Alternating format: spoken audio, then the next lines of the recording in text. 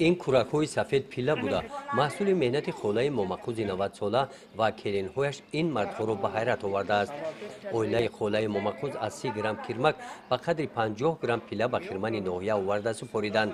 اقدام خولای مومقوز از جانب کارمندان کارخانه پیله و نمایندگان جماعت دهاتی به نام عبدی‌وظیف ناحیه وسه به جواب نماند. آنها به خولای مومقوز اظهار منتداری بیان کرده علاوه به مزد مهنتش به او تحفه پولی تقدیم کردند. خولای مومقوز در سمت پیله‌کاری تجربه 30 ساله دارد. امروز که حکومت کشور به رشد ساحه پیله‌کاری توجه کلان ظاهر نموده است، از اقدام‌های رهبری دولت او الهام گرفته است.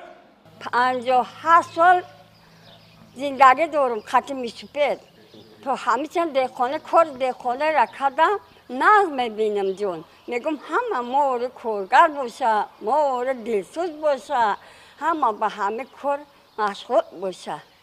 مهم جانوری پیله در ناحیه آغاز گردید. توجه دهقانان به استحصال این اشیاء صنعتی در این موسم زیاد است. رهبریت کارخانه اطلاع دادند که امسال نقشه ناحیه در این سمت 7000 کیلوگرم پیله صفت خوب را سری وقت تامین می‌نمایند. خوشبختانه امسال تلفات نیست.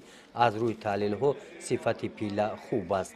جمع‌آوری پیله در ناحیه وسه یکمی 40 سال شد. تا امروز یک تن پیله با پونکتی قبول کردیم در ناحیه همدانی جمع‌آوری پیله منطقه کلاب همش همینجا یک تن پیله در منطقه سپاریدیم. حاضرش ساز است رفته است از هر یک قطعه با کمش 50-60 کیلویی حاصل گرفته استند.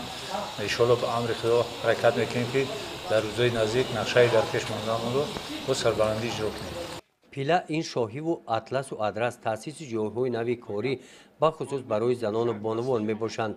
در دوره تاکیدهای رهبری دولت جهت رشد ساحه پیله پروری خولای مومقوز و اعضایان خواجگی و دهقانی حدود دهاتی به نام عبدی‌وظیف امروز این نقطه را خوب درک نموده مقصد دارند که دورنمای استحصال این محصولات صنعتی را بر زیاد تامین نمایند. گزارش خوجا نظریف خدای نظر ظهوروف از ناحیه وسه برای برنامه اطلاعاتی نوید.